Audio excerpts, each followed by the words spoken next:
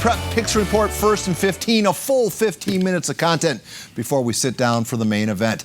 All right, last December, Richard Comanero III was the starting quarterback for East Lake. The young man putting up such big numbers that he was a finalist for the PPR Underclassman of the Year. Tonight, Comanero is dressing in the visitors' locker room along with a handful of former Titan assistant coaches. Just a couple reasons why St. Augustine's road trip to East Lake is the State Farm Game of the Week. What do you say we get right to it? There's our State Farm agent, Lazarus Nato. Lazaro, how you doing, buddy? Thanks for stopping by. We really appreciate it. This is the highlights. Angelo Perez to Tyson McWilliams with the 44-yard catch. It'll set up the Brian Caldwell 1-yard run, and just like that, the Saints are marching. Still in the first quarter, Peraza with the drops. This is just how they draw it up. Drop the snap, son, and then run for your life and find Caldwell for the 13-yard catch right there. Then Peraza to Tyson McWilliams.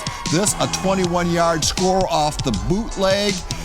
And, well, you know what's happening now. Second quarter, St. Augustine with the ball. East Lake's Christian Aguilera comes over with the INT.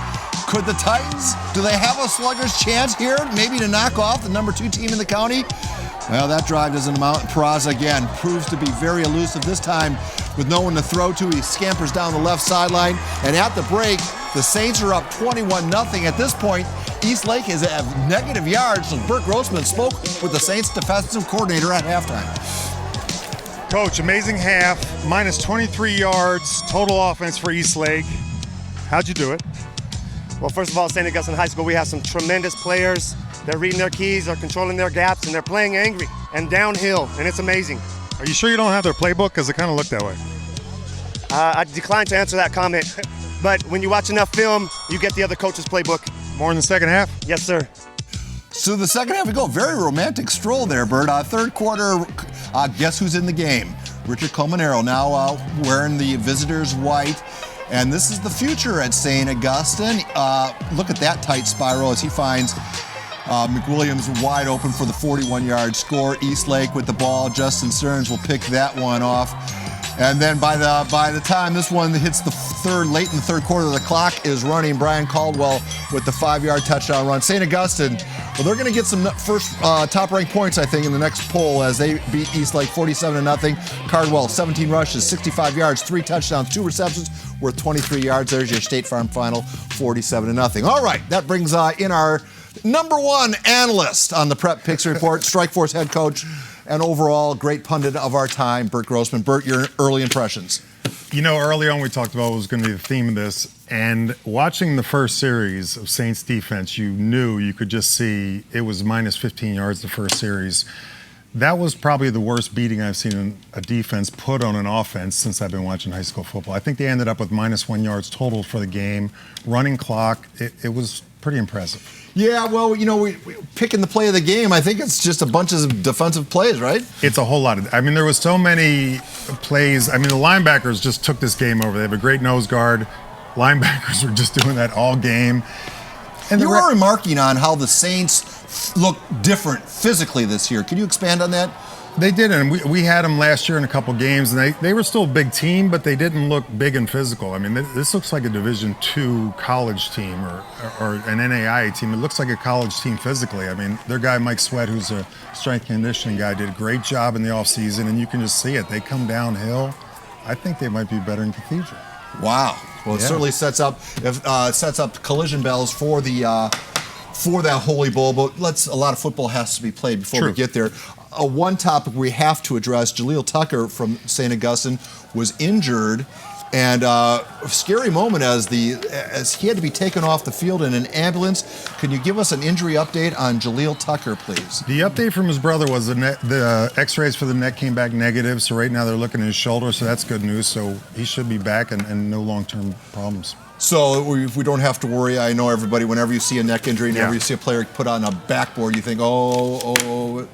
And he had some signs of concussions, but again, it wasn't a neck injury or a spinal injury. I think everybody's grateful for that. All right, with that good news out of the way, well, why don't we bring in even more good news? The State Farm Player of the Game joining us live from East Lake, hanging around for us. starting quarterback Angela Peraza, excuse me, Angela, I apologize. Mr. Peraza, tell us about your game. It was good. We had a very good game plan. I feel bad taking all the credit because our line does an awesome job. I have a lot of weapons, Tyson, Christian Scott, Ambachsteer, Sergio Bermudez. They all know their routes. I'm all confident in them. I tend to make a lot of checks, but I know I could do that knowing that my line and my receivers can execute. Speaking of the checks, I saw a lot. Eastlake did a good job, I thought, early putting everybody in the box, but, having zero coverage and leaving the middle open. You seem to check to the zero coverage a lot, but you missed a couple of those passes. We were talking about that. It could have been 70, 80 to nothing. Yeah, I did. I did miss a couple. I was pretty upset with myself, but my guys made a lot of plays. Tyson made 2 unbelievable catches. Sergio's always consistent. Michael Ambachsteer, I missed him down the middle for a long touchdown, but I know he always has my back. He's always supportive of me, so I'm grateful for that.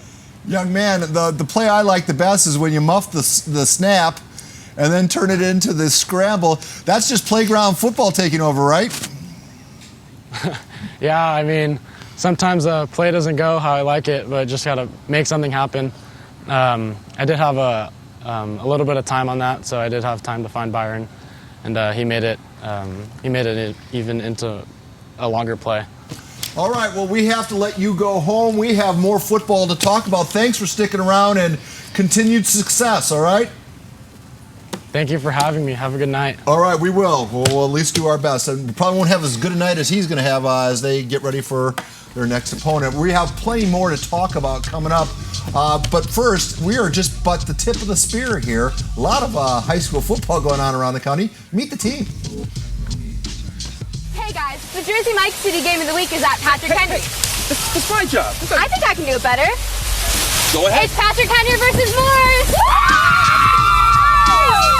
Well, there's been a lot of laundry in the North County Game of the Week, and wait till you see why between the El Camino Wildcats and the Lincoln Hornets. Highlights coming up soon. Let's go Eagles, let's go! Let's go Eagles, let's go! We're here at Granite Hills for the East County Game of the Week. Can the Eagles come out on top over the Sun Devils? Find out straight ahead on the PPR. Lincoln trying to go 2-0. Poway trying to avoid going 0-2. What happened? Find out next on the Prep Pigskin Report. Yes, we're here at Cocina del Charro with the Blue Crew. I'm doing a little bit of overtime out here, serving some food. As you can see, we've got a taco bar. We got the Blue Crew San Marcos. We got to stand by for these highlights. It's something else. Hey everybody, week 2 is underway for Hollandia's Fan Fave and Big Pig on Campus.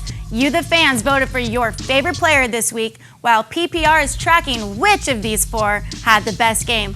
As a service to the viewers coming late to the party, let's review our 4 finalists. Olympians wide receiver Anthony Gilpin, two-way starter for Morse, Jacob Hicks, Lincoln's wide receiver Benjo O'Brien, and last but certainly not least, quarterback from Granite Hills, Justice McComb. Will announce Hollandia's Fan Fave and the Big Pig on Campus coming up on the Prep Pigskin Report.